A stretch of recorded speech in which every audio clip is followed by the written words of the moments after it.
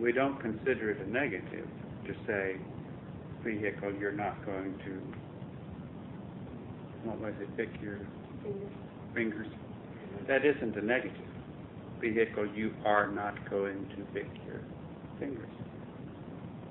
That isn't a negative, even though you put not in there. So we're not talking that way. Do you understand what we're saying?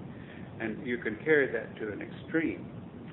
If it's true, what's wrong with the first one that you read that said you're going to keep your hands calm? What's wrong with that? It isn't direct and specific enough. And this is what we see in many of the illustrations of your little programs, that they aren't specific. They're too general. And we see people still, like even some we received today, we're saying when this vehicle feels feelings of sensuality, irritability, disappointment, I will put the program of so-and-so. That's not right. We're covering too many areas. Now, maybe those that we got today were still written and sent before the last tape you all got, where in answer to Alexoda's question, we said to stop thinking of all these other areas as all having roots in sensuality. You see what we're saying? In this programming, sensuality is used only when it's directly sensuality. Okay? Not where it's indirectly is related to anger and so forth. You don't want indirect relationships. You want only direct relationships in this programming. So you don't take a big category like that and say when this vehicle is dealing with anger, sensuality, discouragement. That's too many things. You take one thing. When this vehicle is dealing with discouragement, the program is, vehicle, I will not permit you to lower yourself to feeling discouraged. I will not permit you to indulge in the feeling of discouragement. Vehicle, you have no reason to feel discouraged. I'm using several. You can use one, you can use several, but they've got to be that simple and that direct. You see what we're saying? And all of them need to be. You dilute them if you lump them together with other things. It has to be one thing. It has to be very clear. It can't be general terminology. If it's picking the nose, it's got to be picking the nose. It can't be putting your fingers where they don't belong. Do you see what we're saying? It has to be that direct and that clear. And it has to be short. And it has to be directed to the vehicle. And it has to be the mind speaking.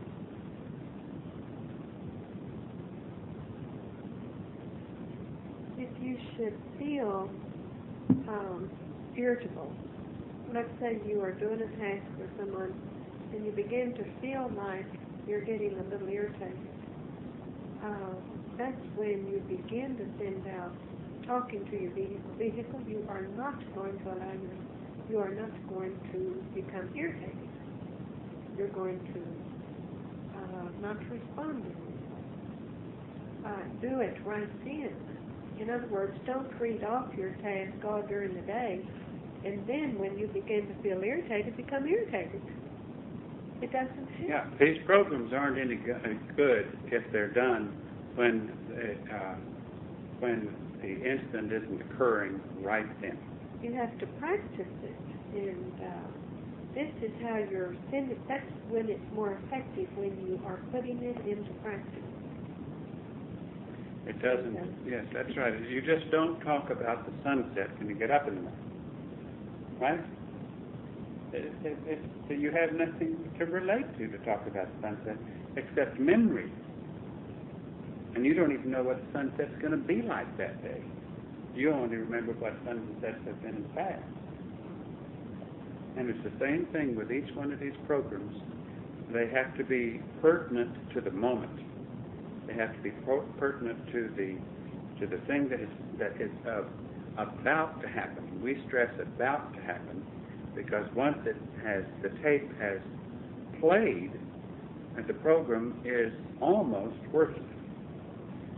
Or it becomes a different type of program. It becomes a program that says, vehicle, I'm not going to let you play that tape before I recognize what's happening. That's the only kind of program that's appropriate. Then, you see what I'm saying? Because then you've let a tape play and you didn't do anything about it. And so the appropriate program for that was, vehicle, I am not going to let you blind me into hearing the program before I recognize that program has happened. Now it's true that many times, even now, you will hear so many minutes or seconds of a tape before you recognize that your ears are on or that your mind is permitting the tape. And one of your primary tasks is learning to recognize those earmarks faster and faster and faster before the feeling comes in, or so that you see the earmark of that feeling, and then apply the tape, or apply your program, not the tape, apply your program so that the tape doesn't play.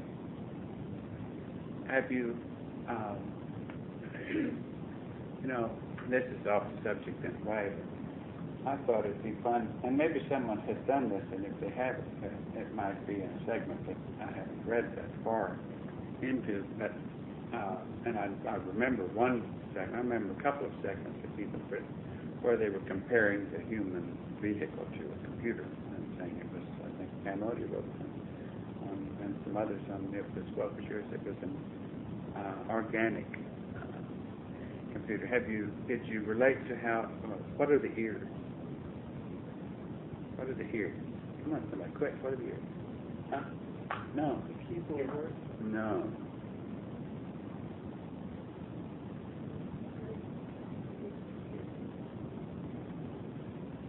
The ears of the computer? Yes, well, there are two different things, but what are they, if you're about to program me, what are my ears? If you're saying something that I'm going to believe or be influenced by what you're saying, and my computer is, then what are my ears? If you're saying something. The microphone. Do you follow what we're saying? If you would think of every, and what are the eyes? What are the nose? What is the nose? What are the fingers? Or the flesh? The sensory elements. Do you see what we're saying? That would trigger things. And the moment they trigger, then the computer starts scanning to see what it can relate to. So that the tape can play, oh, I remember so-and-so. Or that's like so-and-so, comparison. You see what we're saying? If you all would learn how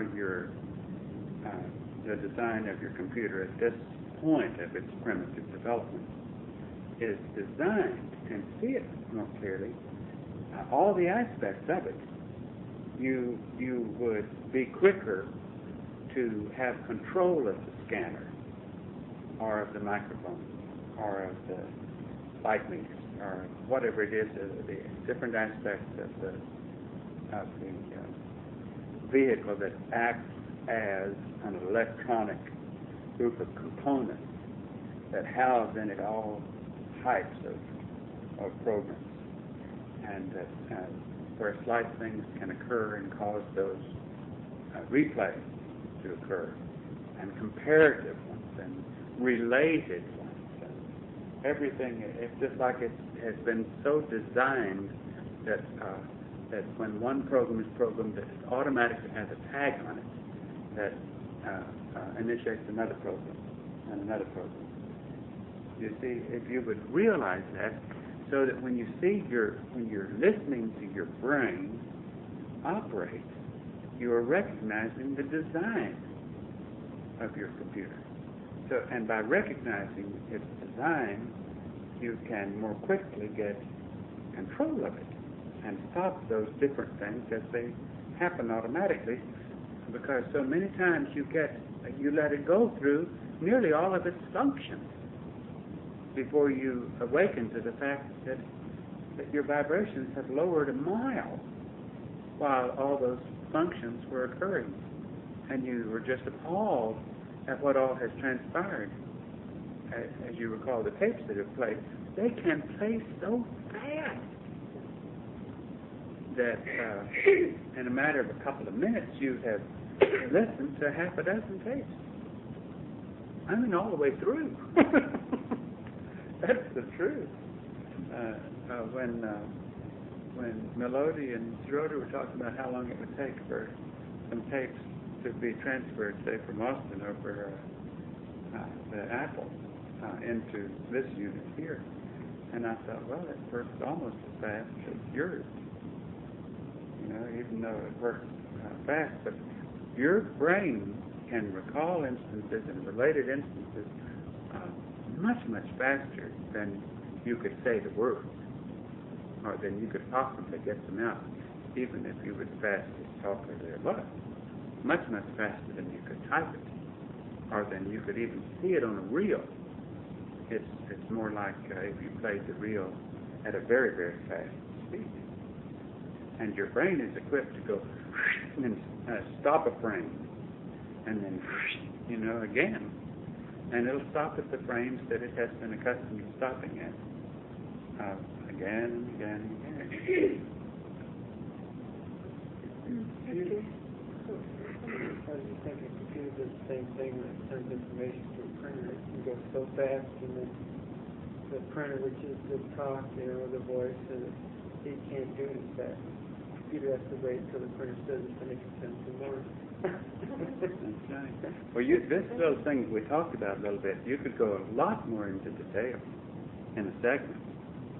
You see what we're saying than we talked about. You could have a lot of fun with a segment. Now, everybody has a segment on that, but it wouldn't hurt all of you to think a little bit about the design of your computer and the components of it and the elements of it and how they work. What you have to remember, or what you have to understand, is that you've got to stop receiving any of the things that your task,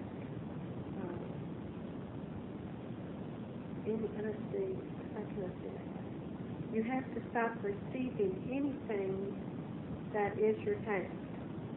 Can you understand that? In other words, it's like before you've got to take every negative and turn it around to send out a positive. And therefore, you can't allow any negative, which is a bad response or whatever you have on your list as far as task goes. You have to stop that from being a negative, and you have to make it a positive in order to accomplish what we have to accomplish. Can you all understand this? Because this is the only way it's done. It's going to take the force of all of us working together to do this. And it can't be just once a day that you do it. You have to get to where it is 100%. In other words, you've got to stop the negative tape. Well, one of the first things that your computer has is an erase mechanism. That's a very poor erase mechanism. It's designed to have a poor erase mechanism. And it takes a great deal of effort on your part and a great deal of repetition to get the blockage and erase mechanism working well. It's like if you're, well, we were talking a moment ago about the different components, just to extend the same idea for a moment. What are the eyes? What are the eyes? Come on. No, come on. No, come on. Okay, but it's a camera. It's a movie camera. right? And it is recording on that film. It is like a video camera, but it is putting it on tape as you view things. Now, if you permit it to view something that is opposed to your conduct, it already has put it on tape. And it's kind of hypocritical, and it really confuses the computer if you permit yourself to view it and then say, oh, erase that. Because in a sense, you were the one holding the tripod. As you let it view what you turn around 3 seconds later and tell it to erase. You see, you're speaking out of both sides of your mouth. Do you understand what I'm saying? So therefore, you can't allow yourself to see something that you don't want to when you do. It's just as we have told you as replay tapes, you stop. Once you recognize the tape is starting and you see the label on it, we've said keep moving that label up toward the front of the tape so that when the blank tag gets played, you can almost see the label as a taboo tape before you begin to see a picture of the taboo material. You see what we're saying? If you've got that label up so close to the front. Now, if you're doing that in thought, shouldn't you be doing that in what you permit your eyes to see, which is making visual tapes? Anytime you look at something, you're making a visual tape. And if you permit it to see something it shouldn't be seen, if you permit it to, and it not only sees, it judges as it sees. I mean, it is sending a soundtrack along with the camera, and the soundtrack is recording in there. I see so and so, and she certainly is doing that poorly, or she certainly is doing that. So you see what I'm saying? You're sending a judgment as you see it. And you all should know that your vehicle is not capable of an accurate judgment. It'll be wrong nearly every time. So you're to stop the judgment. So you have to stop the soundtrack taping as well as the visual taping. In that same analogy, then what is the mouth? It's the speaker. Sure, it's the loudspeaker. And what's the tone of the mouth? It's the woofers and the tweeters and depending upon the vocal cords that you have to use. I mean, you could think of every aspect of your vehicle as having all those components that puts everything on a record and then has the capacity to turn around and put it out. And one of the poorest things it has is a great capacity.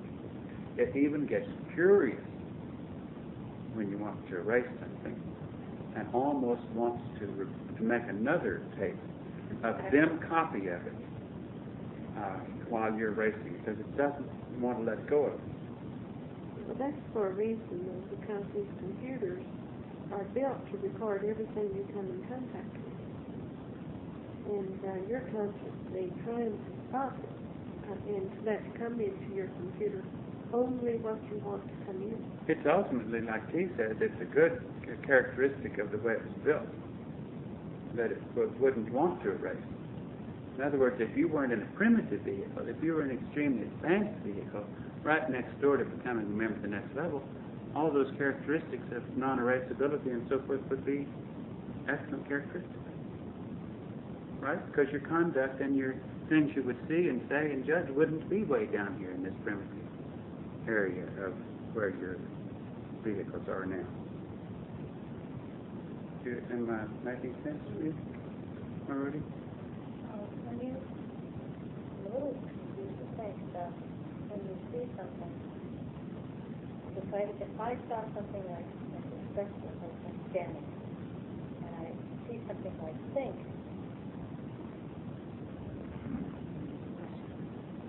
I guess what I thought before was that was not right with seeing things is the judging.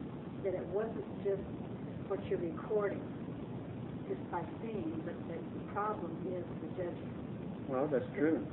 But if you have a computer that can't see certain things without feeling certain vibrations, sometimes it's not even judging. It's just like you get to certain objects, and you have such a history with that vehicle that when it gets to certain objects of feeling all kinds of things even before it recognizes that it's making a judgment.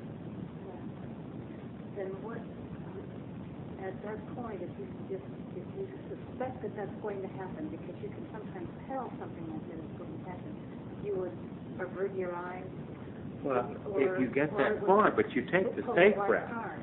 Well, but you try to take the safe route. You keep your eyes on things that aren't going to give any trouble.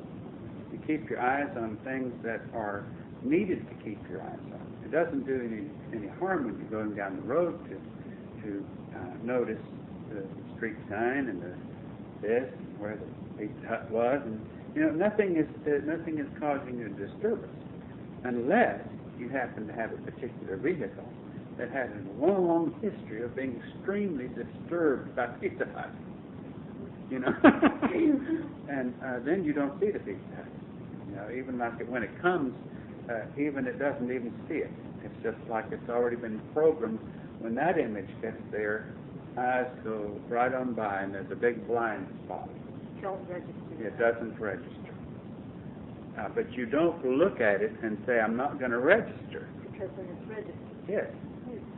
Okay, I understand. I didn't think I did that. If there's a certain vehicle that your vehicle might become attracted to, then you would avoid even looking at that vehicle or even allowing that vehicle to register in your minutes. You've got to stop it from registering. I'll tell you, there's something about the vehicle that medicine does not understand yet, too. That T and I have noticed when we're out with what's observing. Means we're not ever out to observe, but while we're doing other things, we're observing. But a vehicle, and I'll just make an example of a couple of cowboys going down the mall or something, and a female who's radiating physical vibrations can come along and not even get within the visual view of their eyes, and will turn and look for it. They'll turn and find that object, and they don't even have to look at it. Now, you think that your vehicle, or let's say your vehicle also has been programmed of, is it or isn't it? So your vehicle will suspect, or let's say that a vehicle would come along that maybe would disturb your vehicle, or your vehicle might be attracted to you. Your vehicle is programmed to look and see if it is one of those. Now, let's say where you are, you don't want to see them, but still your vehicle is programmed to, well, is it or isn't it one of those vehicles that would disturb this vehicle? And if it isn't, you're almost like relieved. You see what I'm saying? And yet, the problem was you let it explore its curiosity. You let its eyes follow that sensory mechanism that was sniffing, suspicious that there was a vehicle present in the area that could lower the vibrations of your own vehicle. There's something that the eye can see around corners, or the eye can see before it registers on the brain. We don't know what it is. We aren't capable of understanding, but I couldn't count the times that I've seen heads turn to see something that their eyes had not seen. That you knew that's what they were looking for. And they wouldn't have turned to see it had it not approached. And it wasn't because they could smell the perfume or anything. There wasn't a mirror that was causing that object. That's just the cowboy. No, but do you see what I'm saying? You've got to be keener to areas of your vehicle. You've got to not feel like you've missed out if you cut off observances of things that could even possibly be a moment of lowering of your vibration. In other words, your vehicle will even con you into thinking, well, I can't cut off the whole world. You know, I can't go around with my eyes closed all the time. And your vehicle will con you into thinking that I'll turn my head quickly after I see. Just check to see if... Yes, I'll just check to see if this is an object that the vehicle could be disturbed by. And the moment I see that it is, then I'll turn my head. You see what I'm saying? But you've got to get keen enough that when that sensory mechanism begins to quiver, that would cause your head to want to turn, that's when you turn the head the other way and drop the thought. And don't feel like you've missed something. Don't you know what we're talking about? You should all know what we're talking about. This doesn't apply to anything physical, because I can Oh, relate no, to on any level. It applies to... Curiosity of any kind at all. That's right. It applies to not just sensuality. You can even sense things of someone else's presence that will, after they get there, you will feel that something's wrong with their vibration, and you're almost justified in being impatient with them. Those feelings can come before that individual enters the room. And there's a sensory mechanism there that we don't understand. It isn't really very developed, maybe, in this level of primitive vehicle that you're occupying. But we know that it is developed well enough that it happens, even though the vehicles don't know what it is that's happening. And the vehicle might even be disturbed if you don't let it have its way. In other words, it'll be like nagging at you. It's like if you don't... You make the vehicle mad. It's like it's got a justification for being mad. I've got to do it. You didn't let me do what I wanted to do. I have to, if it's in the habit of responding with irritability, and you don't allow it to respond, it's going to figure out a way to, it's going to make you feel, no, I don't want to say that, because that's unthinking. In other words, it could make you feel like there's something wrong with you because you didn't respond in this way. In other words, so then you have to come back with, it's okay. In other words, I'm okay. There's nothing wrong with you. We're okay. We didn't have to respond with irritability. It's just an old habit. We don't have to act that way. No longer do we have to act that way. In other words, this is how you're talking to your vehicle. One of the characteristics of the vehicle that I'm wearing is that if I don't permit the vehicle to do or to see or to feel something that or have a judgment that could be off base, then the vehicle wants to go through momentary depression. Just like I slapped it on the face, and it has an excuse for a mild downer. Now, I'm not saying that you would ever know it. You see what I'm saying? Because I've at least got it under control, so I'm not going to show it. But I would get in a quieter state, and if I examine myself very carefully, I realize that something has occurred to cause me to be less cheerful, less positive. And it was because my vehicle was pouting, because it didn't get what it wanted. But you're not feeling really close.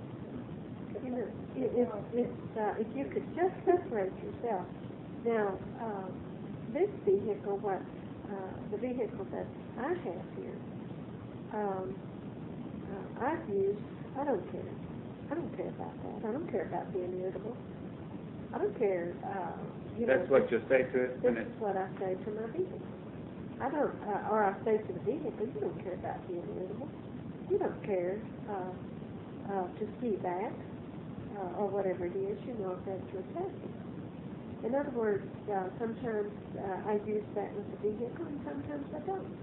if the vehicle begins to feel anger, it's, oh, you don't have to feel that. And the vehicle is Or saying, sometimes oh, it's too painful. that's of right. it. You know, it's just like the vehicle, that's right. You know, you don't have to do it. In other words, it can be profane. Because I feel like I've worked pretty hard on my vehicle. There you go. And it eventually accepts what the programming that I give it. But it's only because it's consistent. You know what I mean? It still wants to have a regular response. But I automatically step in, and it isn't 100% where I catch it right at the moment, because I'd be bragging if I said that. But as soon as I recognize it, and I stop it, and it very seldom gets away with it. You know what I mean by that? In other words, it may go a little while before my mind steps in and catches it. But And recognize it what it's doing. recognizes, but it doesn't miss the opportunity to stop it right then. It doesn't get away with it. Now, I may find that after saying this, that things may occur, and I'm real hesitant to say it, but it just means that I've got to put more effort in to counteract it if it does begin to try to show me that it isn't so that I'm saying. You see what I'm saying? So this is what you all want to do. Now, Doe, I feel like does the same thing that I do. He feels it, he catches it, he corrects it. And even though he may feel at times that he doesn't do it as well as he should, but that's because of who he is, so to speak. It's just like me. I feel like I could do this. And we want you all to feel like you could do this. Because as long as we're here, we need every ounce of energy directed in this way in order to do the task that we have to do. And so therefore, you can't be satisfied with your performance. It doesn't mean you can't be proud of yourself whenever you catch yourself. I'm not saying you can't do that, but it feels good when you catch yourself, because you can actually feel the goodness there. I don't know if I'm sure you felt it sometimes, haven't you? When you caught yourself and prevented your vehicle from responding, even though the vehicle could have said to you, well, I don't feel good because I didn't get to explode. You know, it's healthy to explode once in a while. You know what they say, but the thing I'm getting at is all you have to do when it does do that to you, just come back with something else. You don't have to feel badly because you couldn't explode. You can feel good because you didn't explode. My vehicle always tries to find an excuse to put me down. It really tries to find an excuse to put me down. I know that a lot of you all have the same difficulty with your vehicle. That's what we're talking about. But like if I will try to catch the moment I recognize something and stop it, then the vehicle will say, like, why are you stopping this? If you really wanted to stop it, you would have stopped it sooner. And yet I'm stopping it the moment that I recognize that it's playing. And yet the vehicle will turn right around and say, well, if you were serious about wanting to stop this, you wouldn't have let it play this much footage. Yes. You see what? Can you all understand that? And it really puts me down. And I think, oh, that's right.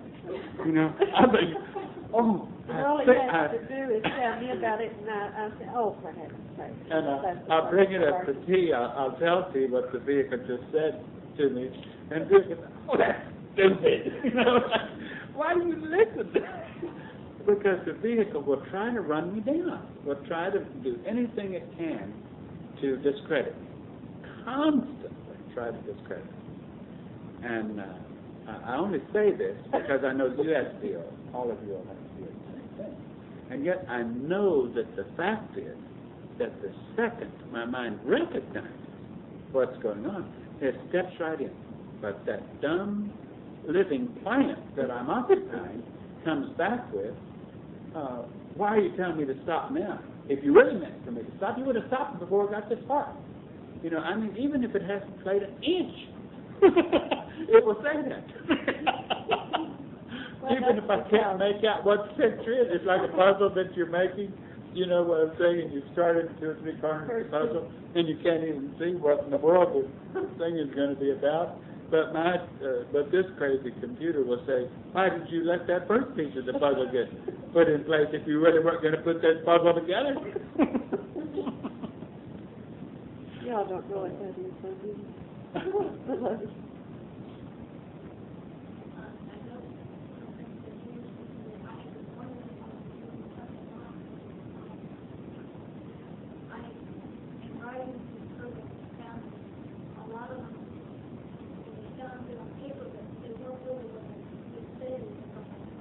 Well, we see this too. I mean, we see this in what is sent to us, and they need to be what you will say.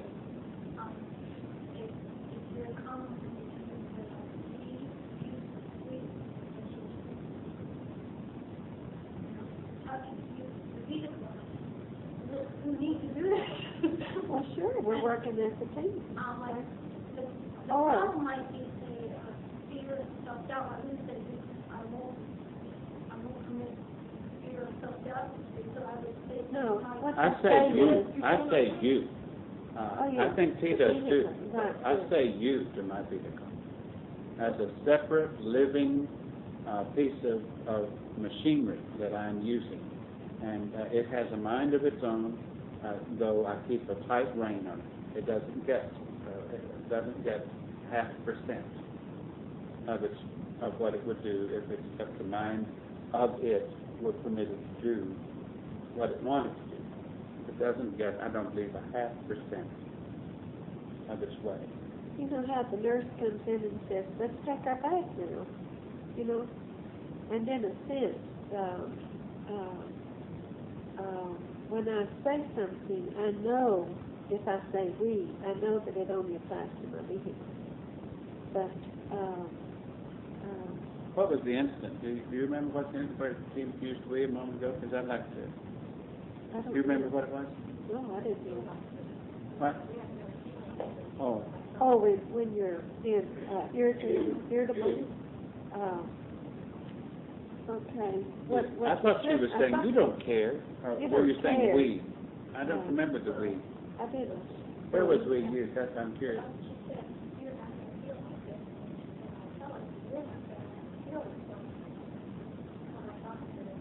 Might have been the... Well, I thought I said that you don't have to feel badly because you couldn't express, you know, or express your guilty. But if I did say we, it slipped in without thinking. But you really want to, it's very difficult to write down on the piece of paper what your taste is. Because as soon as if you feel like you have irritability and depression or moodiness or what have you, as soon as you feel like you've conquered that, it's going to begin to take on something else as an offshoot of it. It's just like just like if you have the problem of being irritable, it will feel badly because it wasn't allowed to express itself. So you've got to come back to get it to where it feels good about not expressing irritability. And then the next step will probably be guilt, because you allowed yourself to even think of being irritable, and then feeling badly because you didn't allow yourself to explode. And, you know, it's just one thing after another, so in a sense you have to be keen enough to to catch these things as they happen. Now, when we ask you to write those tasks down, we mean the main things that you're working on right now, that you feel like your task is. It doesn't mean you have to stick to that. Or that you're limited to it. Exactly. Or that you're limited to it. Or you're limited to it, No, right? you're not because your vehicle is going to try all kinds of ways to prevent you from doing this, or to interfere with you. I don't think it would prevent you from working, doing this task. It just wants to interfere. Actually, it doesn't really want to interfere. It It's just only doesn't know any doing better. what it is programmed. It just doesn't know any better. It simply doesn't know any better. But that's no excuse to let it do it. You know? I mean, it's acting according to what is normal, in a sense, for a primitive vehicle of this era. But it is not normal for you. And since your mind is in that vehicle, you're taking, there's a tremendous conflict between your mind and that vehicle. And you want to handle that conflict as delicately and as smoothly as you can. And not permit it to do things that cause your vibration to lower. The one thing that helped me a lot and still helps me is I remember, like if I am hearing a tape that has a poor vibration to it, a tape that should not be listened to, and I permit that tape to go a little longer than the first moment that I could have cut it off, I have a memory of how difficult it is to recover from letting that tape play a little. And I don't like that recovery period. That recovery period is very unpleasant to me. It's climbing back up a ladder that on top of each rung is glass, pieces of broken glass. It's a difficult thing to recover from when you permit tapes to lower your vibration. And you should be, it's just like if someone drinks too much and their system can't hold alcohol and they start vomiting and they get really sick, it should teach them a lesson not to indulge that much in alcohol the next time, because that sickness should be unpleasant to them. And in the same way, listening to tapes or permitting tapes to occur are very unpleasant, very sickening to my mind and to your mind. And the more you grow and the more you permit the mind to come in without interference from the vehicle, the more the mind is disturbed by those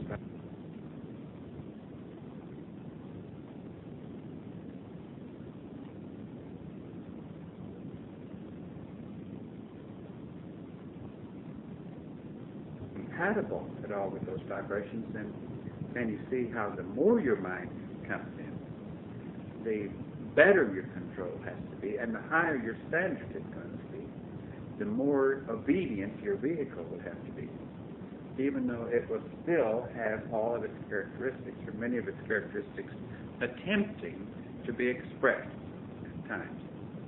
And don't let it play guilt trips on you to weaken you or anything. In other words, some time ago, you were ashamed even if the tape tried to play, almost as if it was your fault that the tape tried to play. And it would try to weaken you in that way, to make you feel shame or guilt just because the vehicle tried to play a tape. Your responsibility is stopping the tape as quick as you can. Your next level mind, the vehicle would die. That's all there is to it. The vehicle would die because the life that it has is too primitive. You see what we're saying? It's just, it's not refined enough that it could exist without emissions that are incompatible with your mind. But your job is to do your task without interference. from those genetic emissions and those habits that have been characteristic of that vehicle for so many generations. And so that any time it triggers, it should be so that we could sit here and talk to you about something, a task we want to do. The two of us could put our heads together to do that task, and at times something might trigger in your brain, something you saw or something you felt, or maybe the time of day or something in the vehicle tries to respond in ways that it is genetically accustomed to responding. And the thing that you do is immediately apply the lessons of stopping it. And you don't need to say, oh, just a moment, and go get control of yourself. Because if you do, then you've let it go too far. You, right there on the spot, you have it under control, so that you don't miss a word in our task. You don't miss a word. You don't miss a beat. You go right on doing what you're doing. And sometimes the vehicle will act up and have these interfering things at the most inappropriate times. Times when it really seems to be an interference with something that you want to do. And it's those times that can be a good opportunity for you to play the game of vehicle control, to see if you can't keep it under good control at those times, just as well as you can when you're not that active. Usually you can keep better control when it comes in at inappropriate times, because you're geared up at some task that you're performed, and so a lot of energy is into that task. It's when you're kind of relaxing that you have more difficulty with the vehicle. Do you follow what we're saying? Even though it may come in very mildly, because when you're relaxed, you're not really sure that it's playing a tape until you might even be thinking that you're just looking out the window or something, and not even know that it's playing a tape until a quarter of that tape's been played, and then you recognize it.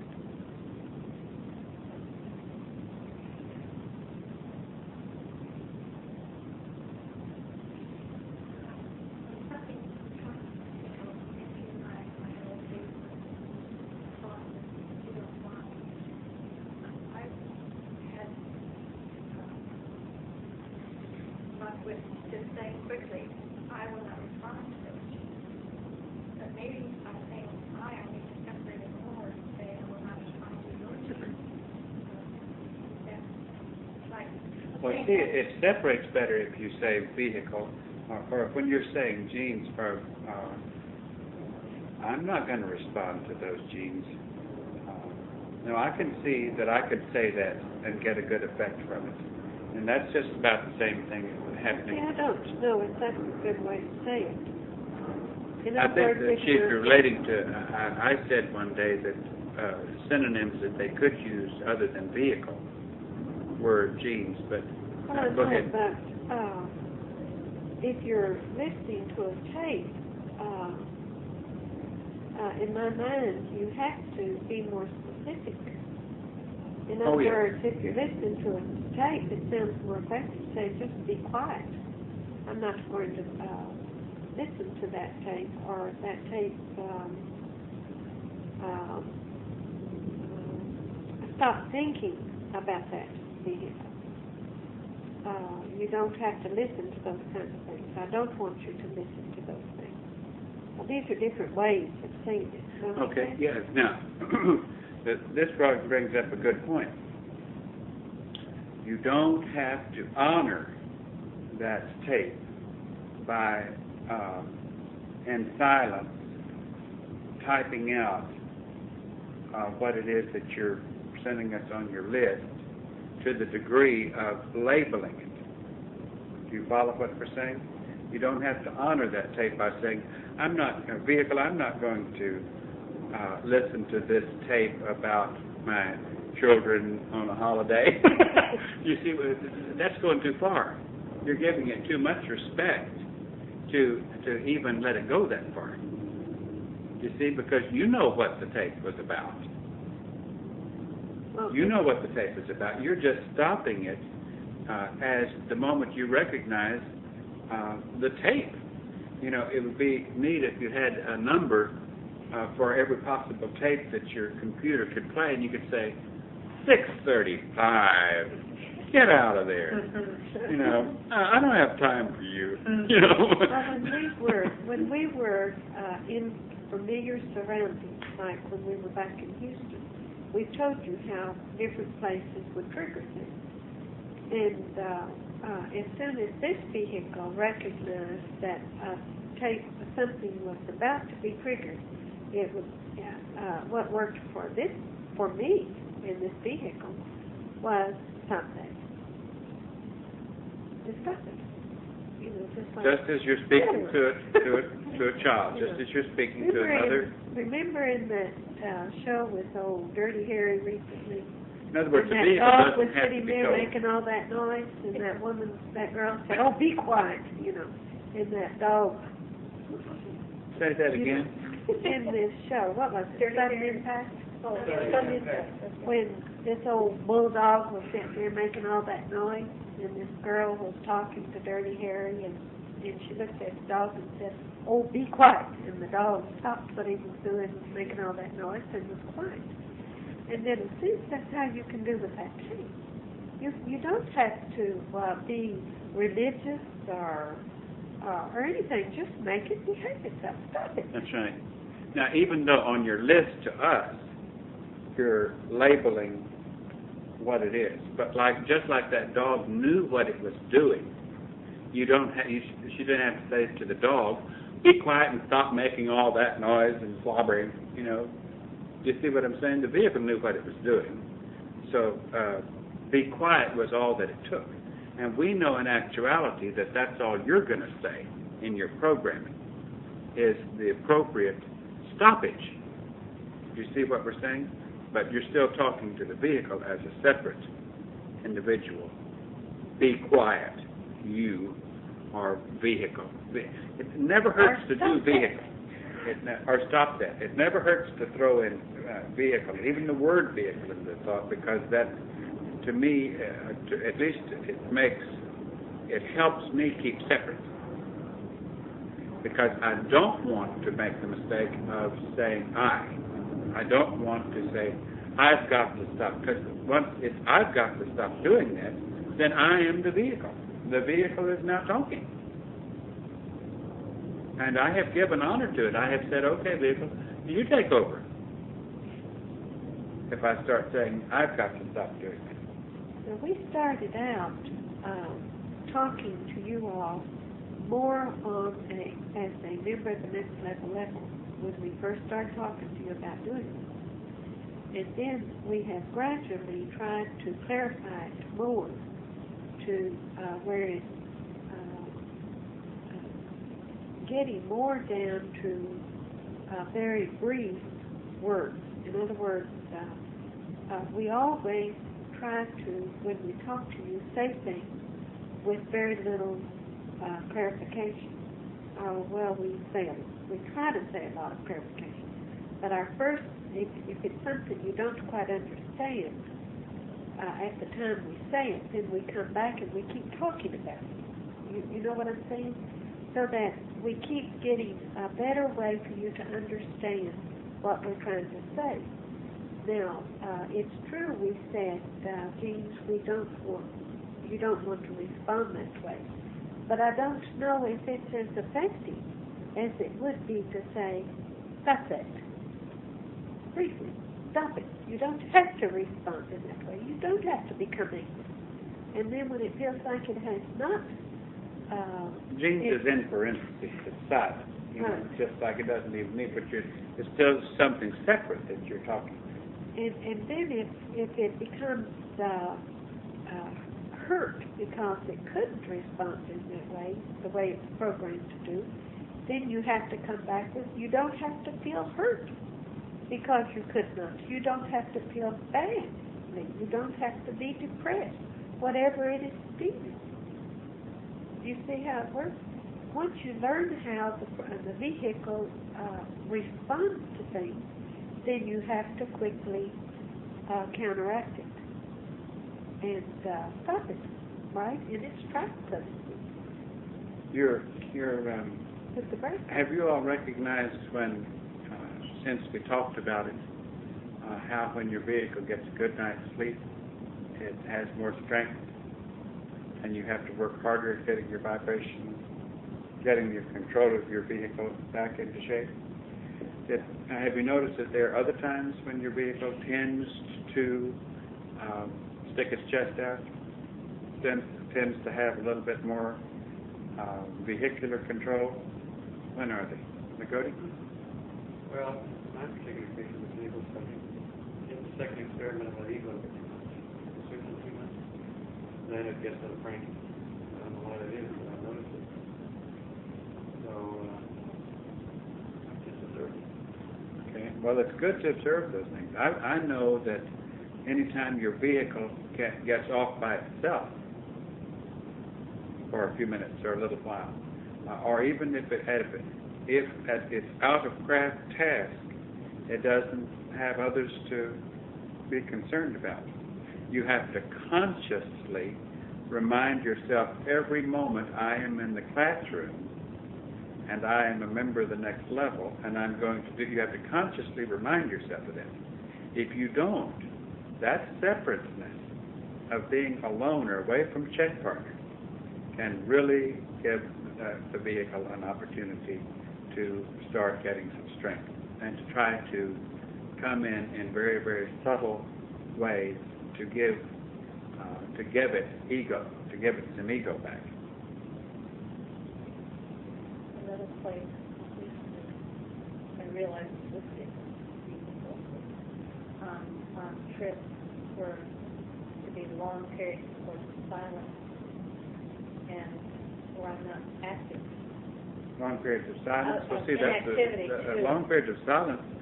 You can mentally get off. You're off by yourself Exactly. during long periods of silence. I haven't The same noticed thing. it. I think it's the inactivity because silence doesn't.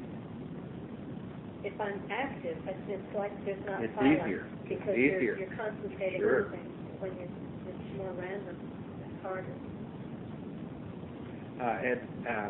When T and I are traveling, if we're quiet for a little while, we will just make contact just by saying, "You okay? Everything all right?" And it's almost like just the check, because it's also, when you say that, it's like checking yourself to be sure you're not taking a trip. You know, you're not mentally permitting yourself to get separate for a while. Isolation and silence has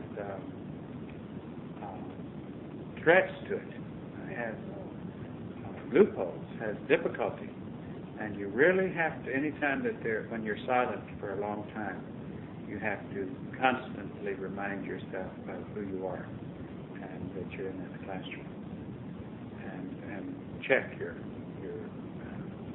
tapes, check your library, and see that only the right things are playing. Because it can be a very soothing thing to the vehicle. It can be a very pleasing thing to the vehicle to have separateness. And you can get the separateness with 6 people riding in a car. And the next thing you know, they get out of the car to go someplace, and somebody's in a different world. One of them's in a different world. Or 2 of them are in a different world, because they have permitted their vehicles to take a trip mentally during that silence. Well, I think this is obvious. I just wanted to check to make sure I understand it right. That when I say stop after the vehicle, that the thought that my mind is giving at that time is still producing the help in the world to the other. Oh, yes, definitely. You don't have to say, stop doing so-and-so and so-and-so and so-and-so and so-and-so. The vehicle knows what it's doing that you're telling it to stop. It knows you've got its eyes on it. It knows you can see what it's doing. You can feel what it's doing. And it knows that. But you're you're merely writing it out on the list that you're sending to Link, letting us know what it is. That's the way of letting us know what your vehicle is doing when you're saying stop. let me help you understand that. What is causing you to think that way, other than the taste that's in your vehicle? In other words, if you have a taste going, that's in a category, let's use irritability. Okay? Let's say you're feeling irritability, or you feel like your vehicle is becoming irritated, and you tell it to stop. What is causing your vehicle to feel irritable? What are some of the causes? Now, what is the cause? Oh, a cause? What is the cause? And you've got to think this way. I'll answer that because I don't think Joe even knows what I'm talking about, but I think you'll know what I'm saying. Well, it's something that the vehicle is responding to. No. It's true, that's right. What is it, Melanie? It's the people that you're helping in this world that's causing you to be irritated. So therefore, once you stop the irritation, you're going to stop it with those people. Can you all see that? So you don't have to tell them. They know it. And it will go back to them to cause them to put restraint on their irritability. It's like a switchboard at the telephone company, and all those vehicles that are plugged into irritability are all plugged in at the time that you get that signal. And as you stop it, it immediately goes back through that switchboard to all those that are plugged in. That helps you to understand it, I think, better. This applies to everything. Sensuality, if you put the skids on sensuality, you will start impressing the people who are connected to your switchboard to put the skids on sensuality. This applies to anything. Do you know that even the ones even the vehicles who are concerned about children, do you know that the people should not take their children in the way that people have been taking their children? In other words, if it was left up to us, Doe has the best idea, which I feel like is the next level idea, which seems very familiar to me, is that a motherhood should be a career. It's not a motherhood, it's a baby maker. Baby maker, right. A baby maker should be a professionally trained, with all of the skills and the background. With good genes. In other words, if you're going to make babies, you've got to be baby-making material. I think this is what disturbs me so when I hear somebody elevated in the world as a singer who can't sing. And I can't imagine why that person is, of course, maybe it's entertainer or something, because they certainly can't sing. But, and yet they can make millions and millions of dollars and be called a singer. But we're talking about, let's say, let's be realistic and do it in careers that you can't bluff, and you have to have the goods to be able to hold down that job. You have to have the credential. You have to have the background. Now, to us, a next step for this civilization would be for those who make babies to have the genetic background that would mean they would produce exceptional babies. Then that individual has to go through a training program and has to make babies as a professional baby maker. That is a career for that individual. And they would do it with others who are professionals. And they would even have supervisors and people in a career situation where those babies are trained professionally and they are developing good genes. And all these masses of people out here that have lousy genes and make babies that they can't even put food in their mouths because they're making them so fast. The old system doesn't work. The system way down the line, or that is so outdated, that used to work. You know, there used to be that individuals would fear pregnancy, so they wouldn't be that promiscuous with sex, because they would fear pregnancy. And they didn't want, like the girl didn't want to have sex that freely because she didn't want to get pregnant. Well, now there's nothing to hold you back. They've got every kind of contraceptive in the world. Even the world has said, okay, let's get abortions. So there's nothing holding anybody back. All kinds of programs to take care of even those who are so poor, having so many babies. So there's no fear holding people back on sexual activity. So in reality, the Chinese were moving a step in the right direction by having one-child program. But even they should go a step further and have only those who have good background and who want to take the career under supervision of others who are skilled and have the knowledge and know how to train. They would be the baby makers. And then all these others that aren't into that, that's not their career. They don't have the background, they don't have the tools. They should be sterile. They should be sterile. Just flatly, they should be sterile. Because they're going to play around that much anyhow. So why? I mean, that's true. They're going to play around that much anyhow. So why have plants be the victims? Why have these poor little distorted, poor bred, poor genetic products coming out by the millions just because of the lack of restraint of people who get themselves caught up in this sensuality? Well, see, they've got to get the sensuality under control. Once they do that, then that career can come out. But the sensuality has to be under control where... yes, but that'll come as another thing. If they're not in the business of having babies, then they don't need to have That's sex. right. That'll come as a step, too. I mean, they have to reach that. Absolutely. But an early step could be professional baby makers and keeping the others sterile, letting them be sterile. It's about the dumbest thing. It's just like, you know, when they started sterilizing retarded people, the old-fashioned society just thought it was horrible. And now they would think it is horrible not to do it. So that you can see them progressing in areas like that. There was something that you mentioned that I wanted to say something on that was, goodness, I lost it, and I felt it was a good point.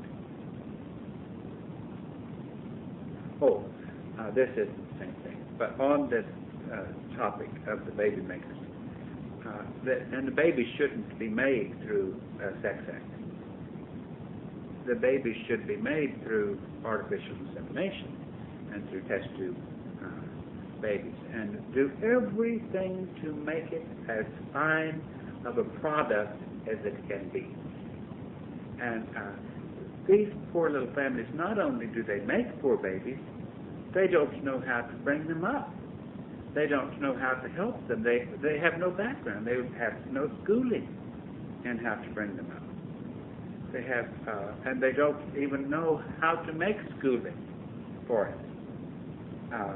And they weren't prepared for it. We heard a sociologist on the radio the other day as we were driving to Houston say, you wouldn't believe the number of parents that come into our office saying, we really didn't want the babies. And now that we have them, we still don't want them. And we feel guilty for not wanting them. But yet they are facing the fact that they don't want them. They can't wait until the day that they're old enough that they will feel justified in giving them the boot.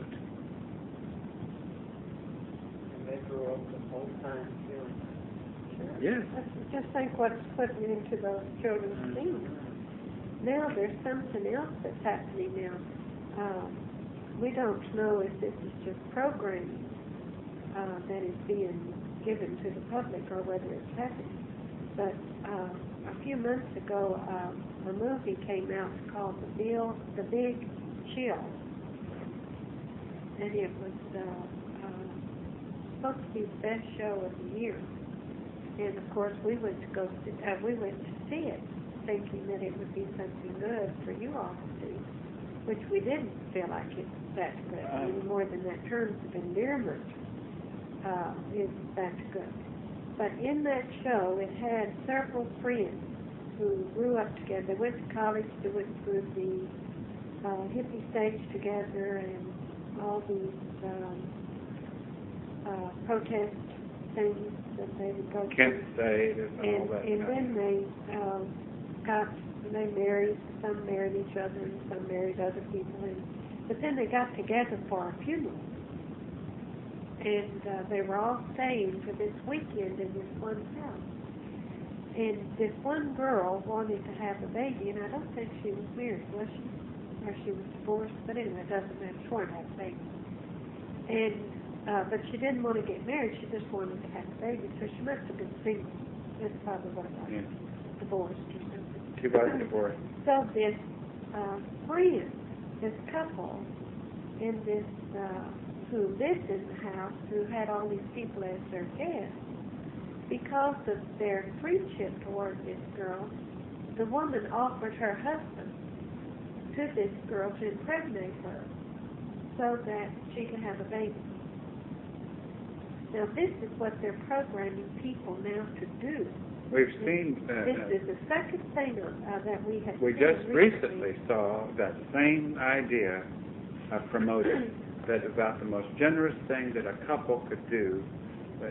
Now the second time we saw it was a couple who were both sterile. No? The male was. The male was sterile, that's right. And the sterile male went to his best friend and asked him if he wouldn't get his wife pregnant. That's what And they're getting it was into. promoted as if it were really a very Good friendship. good thing. You know, it was really a super generous, unselfish thing to do. Now, those poor little genes are just going to start going haywire when you've got, because you don't know how colored those genes are by the attraction of those two.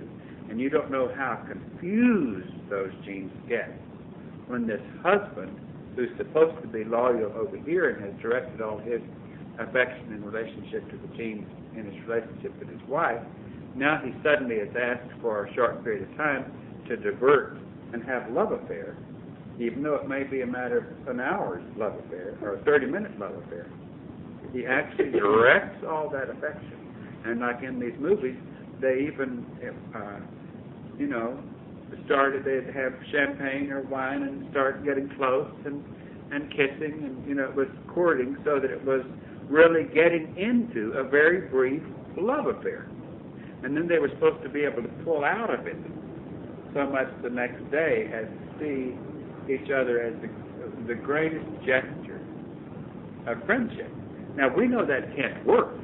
We know that if that was a pretty neat hour that he was with that gal, that 6 months from now, when things might get a little sticky with his present wife, he's going to wonder, how are things over in Joe's home, or whatever his name is. Baby is born in July, because there's going to be a bond between. They are not going capable. to see his son or daughter grow up, and it's just sick. It's plain really sick. twisted. But you know what I think it is? I think it's an offshoot of cutting back on sensuality. It's like you're telling your vehicle, not allowing it to become irritated. Then it will feel badly because it doesn't. Let's say that all during the drug scene, when the 10 years or whatever it was, when the drug scene was so strong, it damaged genes.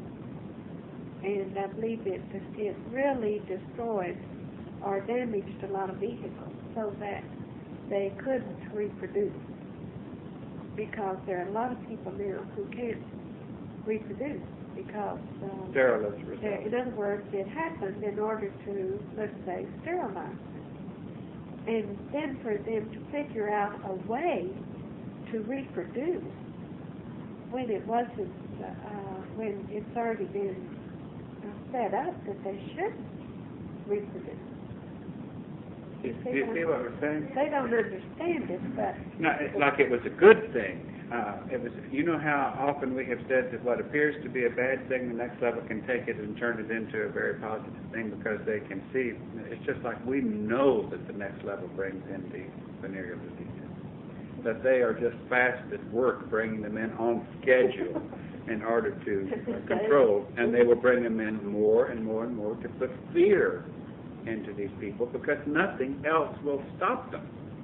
But a lot of the good that came from some of those drug experiences were quite a few of the drugs that they used really muted their sex drive, and it went into the genes. Other drugs that they were using actually sterilized. But what is wrong is then society comes running in saying, oh, if it did mute your sex drive, we've got to build it back up. We've got to find the ways to build it back up. If it did cause you to be sterile, we've got to find a substitute for that sterility. And the substitutes that they come up with are always the worst possible things they can come up with. Now, the next level will see all that. When you get out of here and you see how the next level uses these things at this stage of the development of civilization, you'll just think, next level, you're really neat. You're really neat. Because they're building something that the end product would not be as valuable as it is had it not gone through all those phases from animal one. It would not be as good of an end product had it not gone through all of those purifying experiences. So it's not like the world is all rotten and wrong and needs to be all changed. It'll all be changed. There's no two ways about it. And it'll be done right on schedule.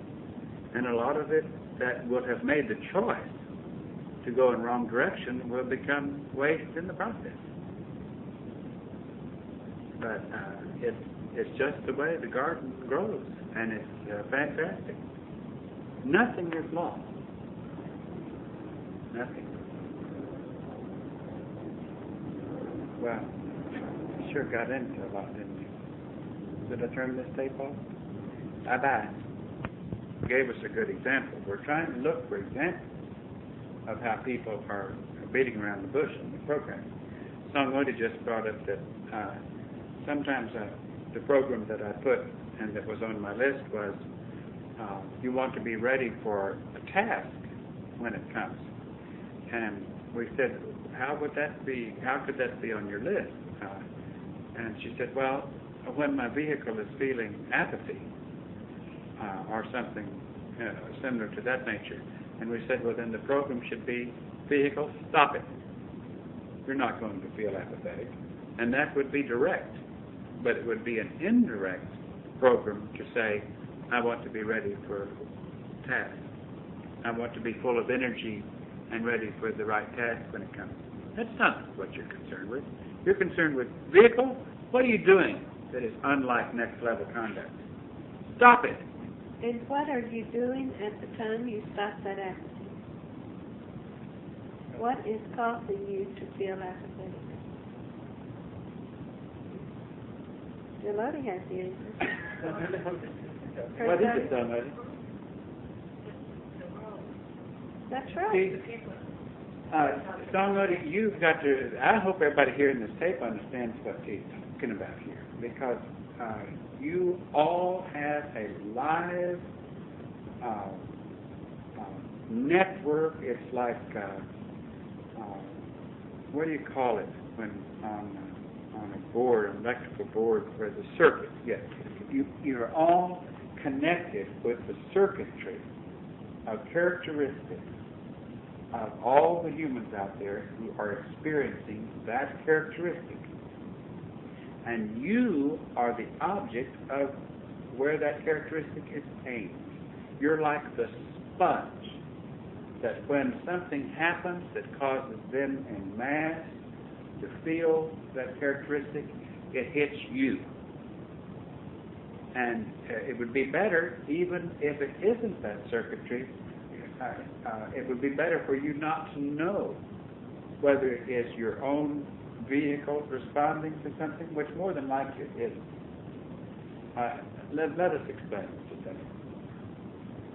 Your vehicle still has that susceptibility and that relationship to that circuitry because of its genetic background. But you have probably long since cured the vehicle itself of its own individual response on that nature by your repetitious action on that vehicle. And it's 99 and 99/100%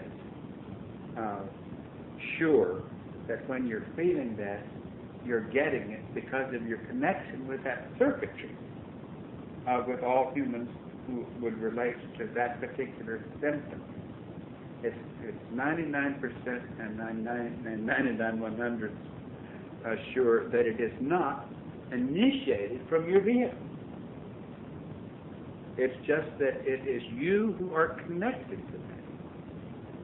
It's like the next level says, Sangoti, since you have worked all these months thinking that you were merely working on what that vehicle has to deal with, and for a while it was, and you did it faithfully, and that circuitry of that vehicle has fairly well been shut off, but what we didn't shut off was that circuitry's relationship to your vehicle since it was in those genes. And actually, we even made the tunnel to your vehicle larger than any other tunnel on the circuit.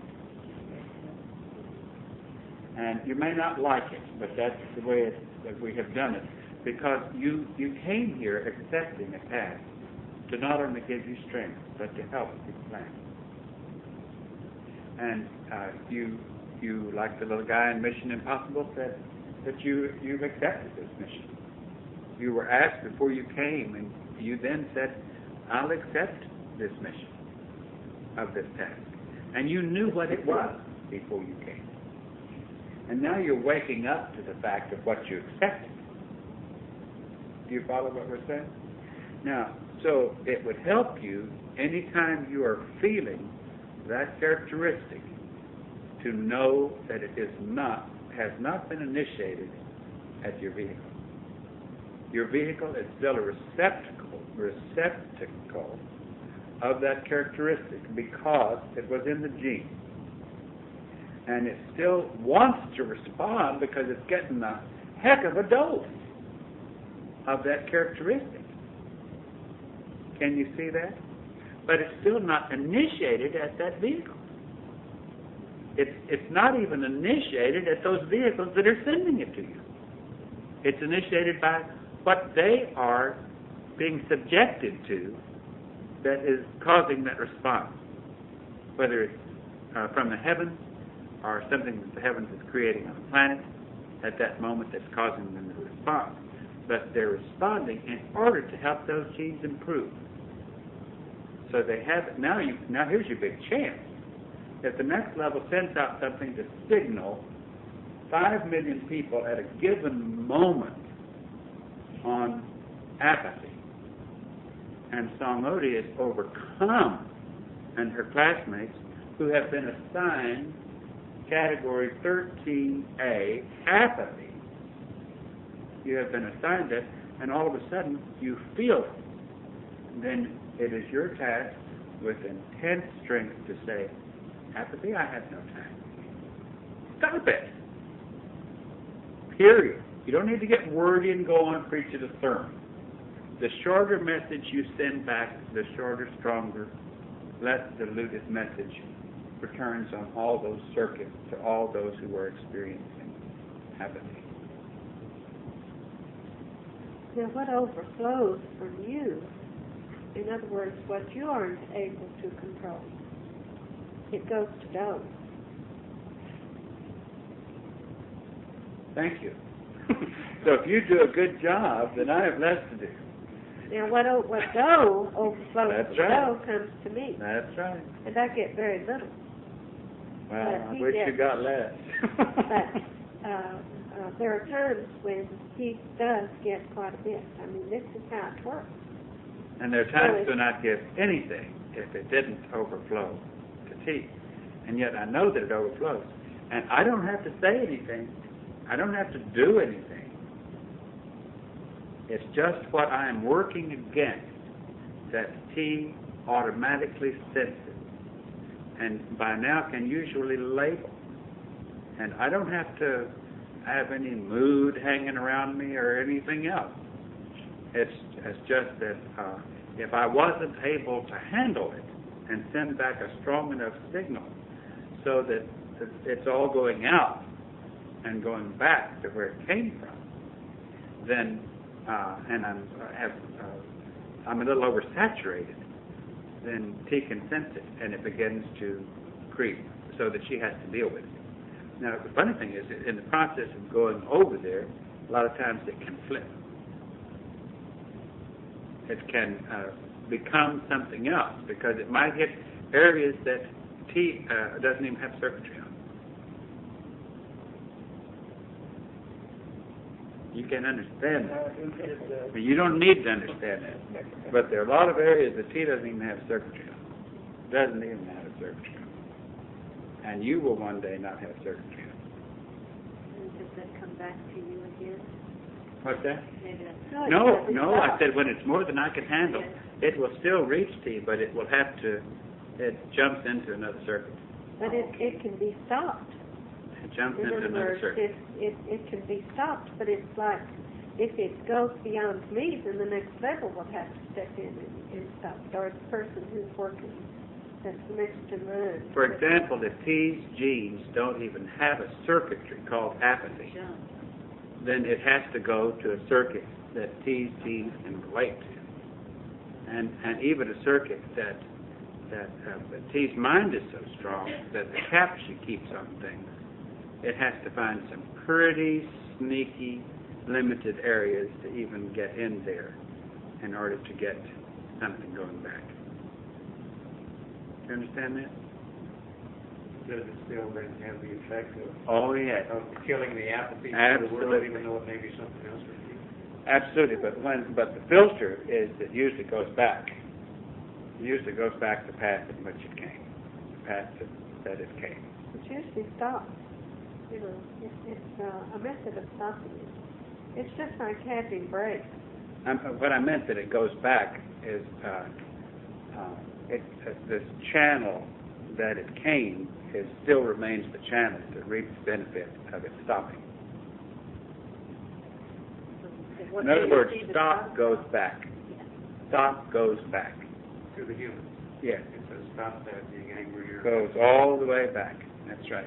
It works, but you don't want to let it go this way because what we're working on, we have to kind of get our minds off of what we're working on in order when that comes in, because if we know we don't have that to deal with, then we know it's coming from another source, and so we have to stop it.